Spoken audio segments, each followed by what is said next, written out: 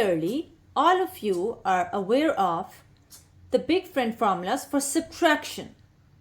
So let's see how these formulas change while using the concept of jumping. As we know, jumping is using big friend formulas on the tens place.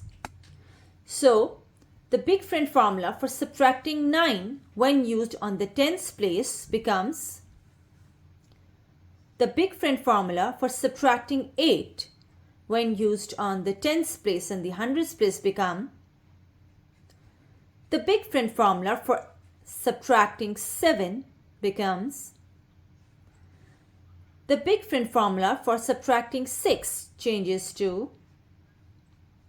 Similarly, big friend formula for subtracting 5 converts to the big friend formula for subtracting 4 when used on the tens and the hundreds place become, and the big friend formula for subtracting 3 while using the concept of jumping changes to. Similarly, the big friend formula for subtracting 2 changes to,